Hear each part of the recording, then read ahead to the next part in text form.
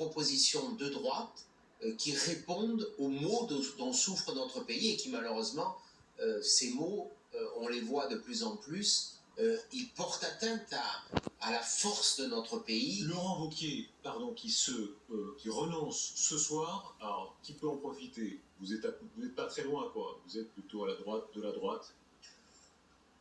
J'ai partagé beaucoup de combats avec Laurent Wauquiez. Bon, je respecte sa décision.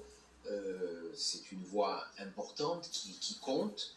Et c'est vrai que sur beaucoup de sujets, nous étions en phase. Est-ce que vous y croyez vraiment? Vous voyez bien ce que disent beaucoup de commentateurs, c'est Éric Ciotti, il prend date pour un bon ministère, si la droite l'emporte, le ministère de l'Intérieur par exemple, c'est pas mal. Éric Ciotti, il veut occuper le terrain, etc. Il n'y croit pas lui-même, quoi. Il n'est pas parmi les tout premiers, ou est-ce que vous y croyez vraiment? Moi, j'y crois. Je crois en mes idées. Donc, à partir du moment où on croit en ses idées, c'est pas la même chose, gagner les idées, où la démarche est sincère, et j'ai la certitude que ces idées, que ces projets sont les bons pour notre pays. Est-ce que vous vous dites que devant les militants, là vous avez davantage de chance? Michel Barnier, qui était sur un plateau pas si loin à la TF1, évidemment dans la population générale, il a plus de chance que vous, peut-être, en tout cas une position plus centriste, mais chez les militants très chauffés, il y a peut-être plus de chance. Écoutez, nous verrons bien.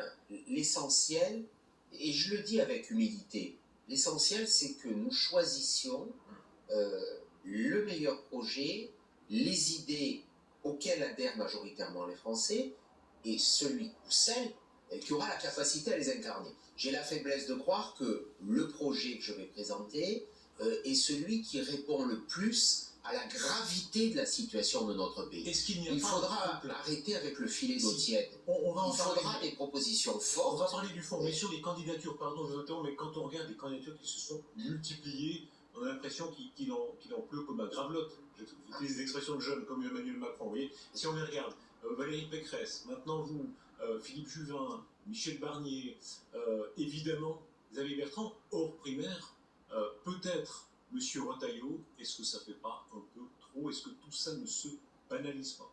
La dernière fois, à la primaire de la droite, il y a eu 7 candidats. Voilà, on n'en est pas encore là. Ça n'a pas été une très grande réussite à la fin, si je peux me permettre. Je ne sais pas si bien sûr, ça n'a pas été une réussite à la fin, mais pour moi, selon d'autres modalités et pour d'autres raisons. La primaire en elle-même a été un succès, puisque 4,5 millions de Français ont voté à cette primaire. La primaire s'est bien passée. Le risque d'anthropophagie des candidats, on va écouter Nadine Morano, qui d'ailleurs n'est pas si loin de vous non plus, hein, mais qui dit, évidemment, c'est risqué, notamment s'il y a un candidat des primaires et un candidat hors primaire qui serait Xavier Bertrand, ça comporte des risques.